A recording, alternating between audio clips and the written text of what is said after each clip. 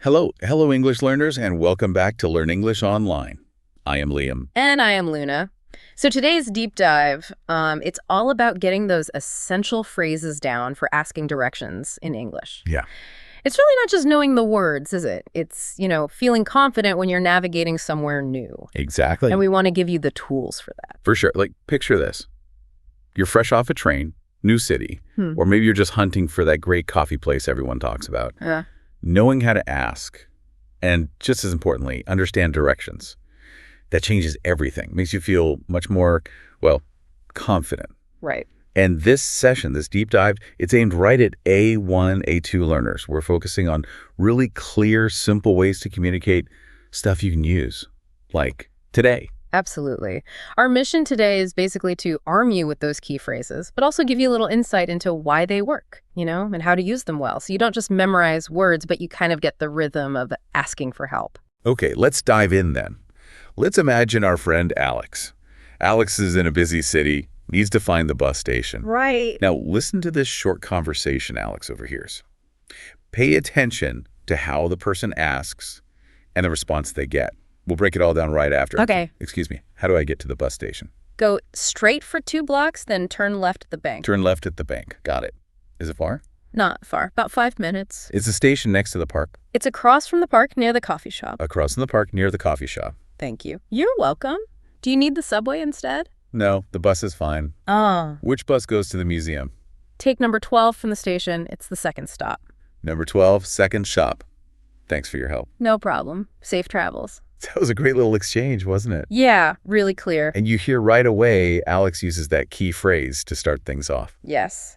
That first one, excuse me, how do I get to? It sounds polite, sure, but it's doing more than that. It's like a social signal. A signal? How so? Well, it tells the person you're talking to, hey, I need a little help here and I value your time. It just sort of opens the door for a friendly chat. Ah, okay. That makes sense. Which is pretty important when you need information, right? Definitely. And it's so useful. You can practice it right now, wherever you are. Excuse me. How do I get to the train station? Or the library. Excuse me. How do I get to the nearest park? It's like your polite key to unlock the info you need.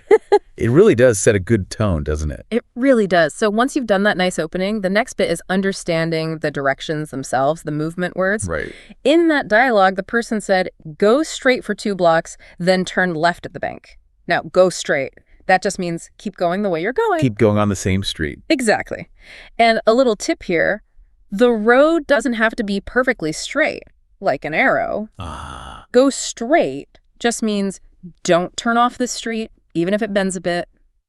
And turn left or turn right, well, that's changing direction at a certain point. And that certain point, that's where landmarks come in, like you said. Yes. In the dialogue, it was the bank. Right. Why are landmarks like that? A bank, a shop, whatever. Why are they so important? They're like anchors, you see.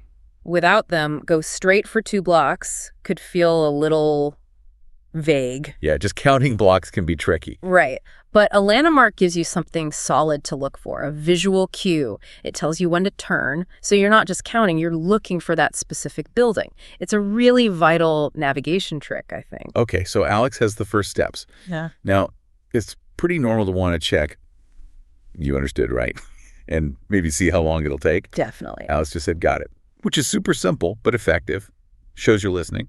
Very useful. And then, is it far? And the answer was short and sweet. Not far. About 5 minutes. Right. And that's a key thing, actually. People often give time estimates in English. Instead of distance, like miles or kilometers. Yeah, exactly. Because it often feels easier to grasp, especially walking. 5 minutes walk feels more real somehow than saying half a kilometer or whatever. I see. Yeah. That's true. It's very common, very helpful. So, okay, Alex has the basic route now. But finding the exact spot, that's where those little location words are important, right? The prepositions. Absolutely. This is where we get more precise. Words like next to, across from, and near. Okay, break those down for us from the dialogue example. Sure. So next to means right beside something, like 2 buildings touching or almost touching. Okay, side by side. Across from means on the opposite side. Usually there's a street or maybe a square between them. Think 2 shops facing each other. Gotcha. Opposite sides of the road. And near is just close by. in the general area, easy to get to. So Alex asked, is the station next to the park? Mm-hmm.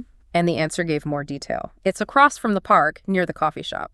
See how that paints a much clearer picture in your head? Yeah, much clearer.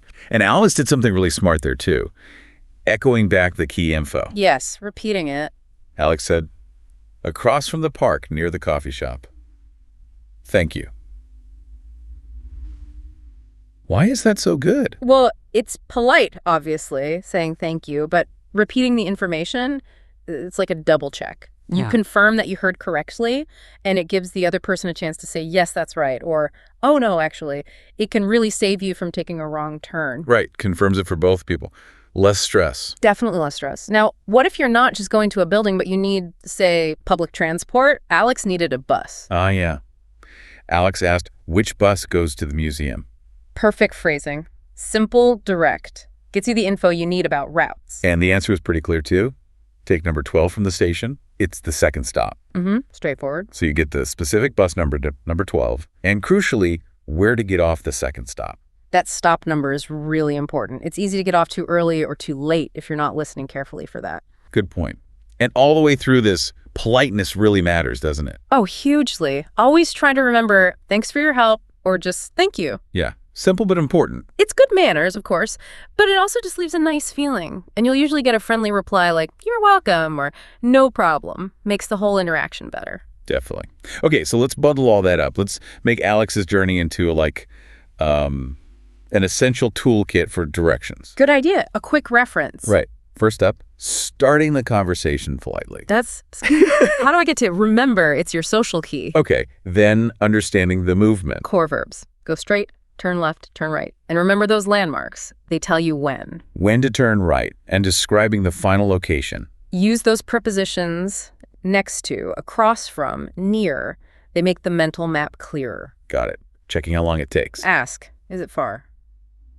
And expect a time estimate like about 5 minutes. Simple enough. And finally, for buses or maybe trains. Ask, which bus goes to? Or which train?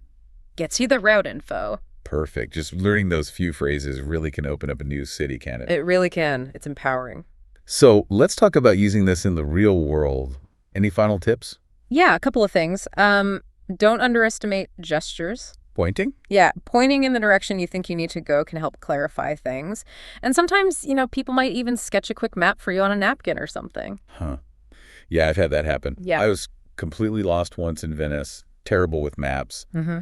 And this lovely lady, she didn't speak much English, I didn't speak Italian, but she just mimed walking straight, then a sharp left turn gesture, and pointed towards a big church. And it worked? Perfectly. It showed me that, communication is often more than just the words. Exactly. And another practical thing, safety. Ah, good one. If you're stopping someone on a busy street, just step over to the side a bit. Out of the way of traffic and pedestrians. It makes it easier and safer for everyone involved. Makes sense. Okay, but what if? What if someone gives you directions and you don't get it? Your mind goes blank. Oh, that happens. It happens to everyone, even in their own language sometimes. The way you do. Don't feel bad about it. The key phrase is, could you say that again, please? Okay. Polite way to ask for repetition. Yes. Or even, could you say that more slowly? People usually appreciate that you're trying hard to understand. Right. It shows you're listening. And remember what we said earlier, echoing back the steps. That's another great way to check. So I turn left at the bank, right.